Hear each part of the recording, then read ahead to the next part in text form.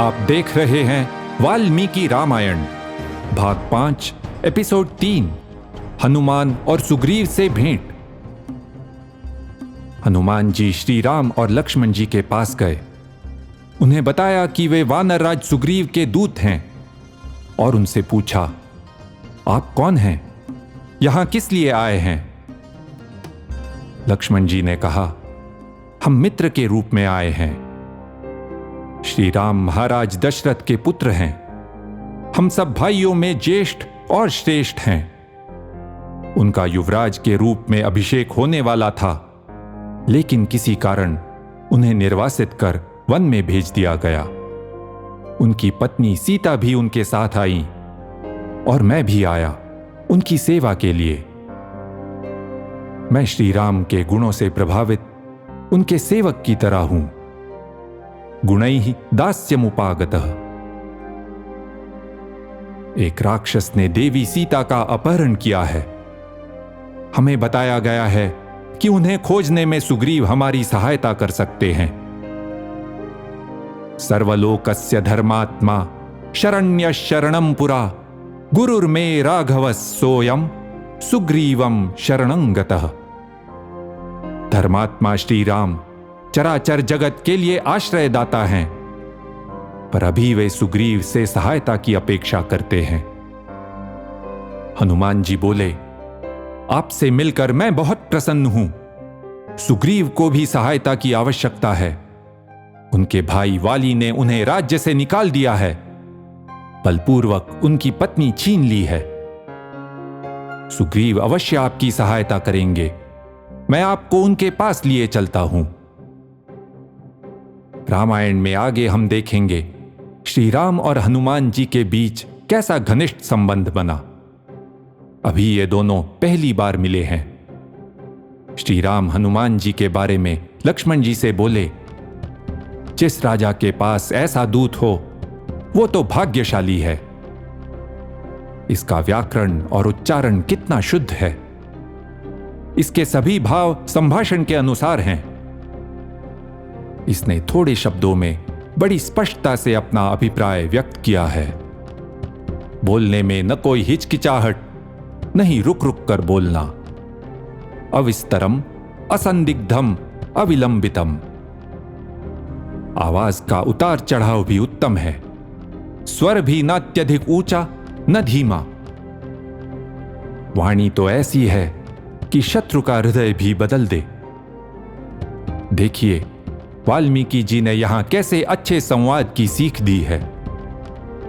आगे श्री राम ने कहा, नान ऋग्वेद विनीतस्य ना यजुर्वेद धारिणः ना सामवेद विदुषः शक्यमेवं विभाषितुम। जो इस प्रकार बातचीत करे वो निश्चित ही ऋग्वेद, यजुर्वेद और सामवेद का ज्ञानी होगा। हनुमान जी उन्हें सुग्रीव से मिलने ले आए, उनका परिचय दिया और अंत में बोले, ये दोनों भाई श्री राम और लक्ष्मण आपसे मित्रता करना चाहते हैं। मेरा सुझाव है कि आप इनका प्रस्ताव स्वीकार कर लें।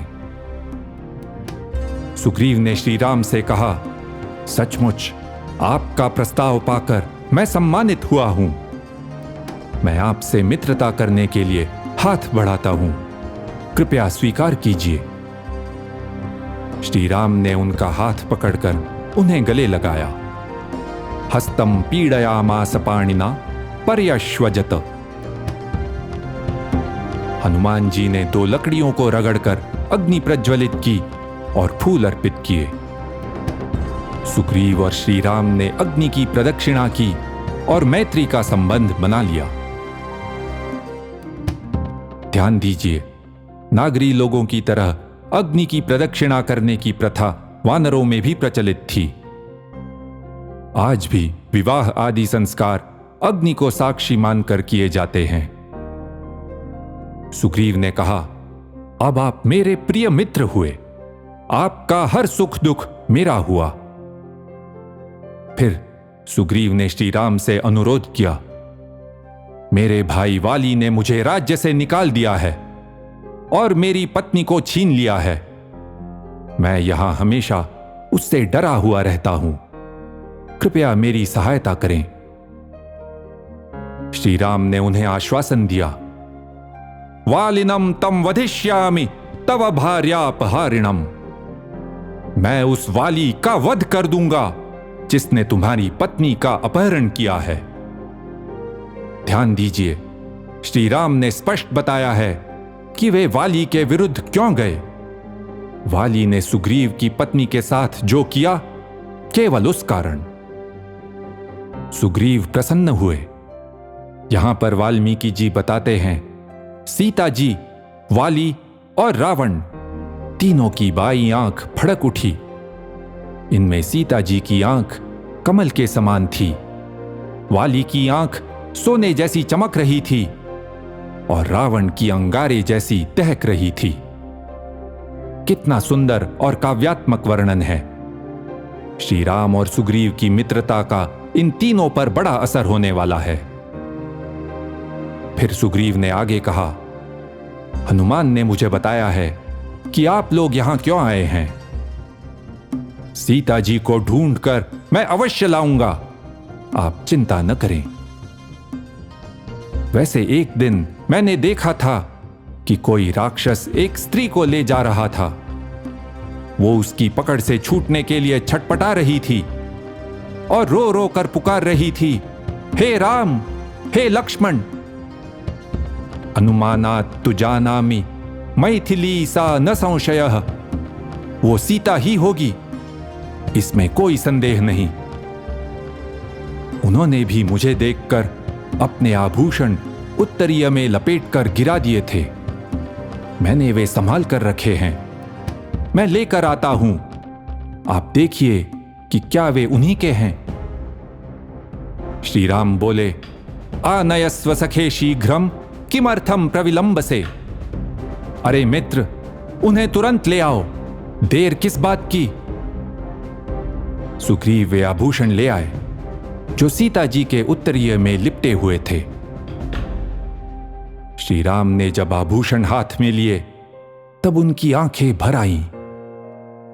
फिर क्रोध से सांस लेते हुए वे सुग्रीव से बोले, बस मुझे बता दो कि वो राक्षस सीता को कहां ले गया है। आत्मनो जीवितांताय मृत्युद्वारम अपावृतम। उसने स्वयं अपने मृत्यु का द्वार खोला है।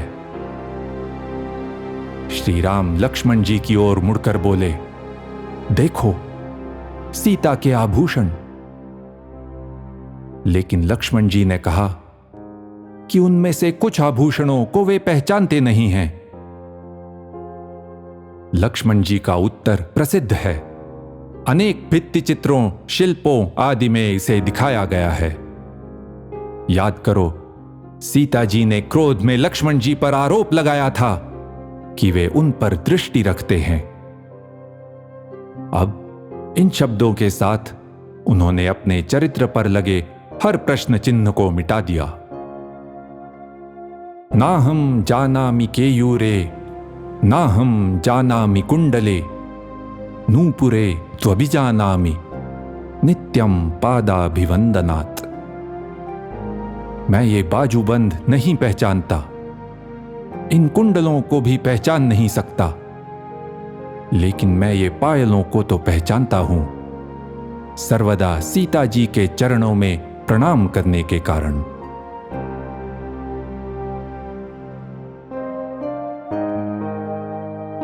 इति ह आस। ऐसा ही हुआ था।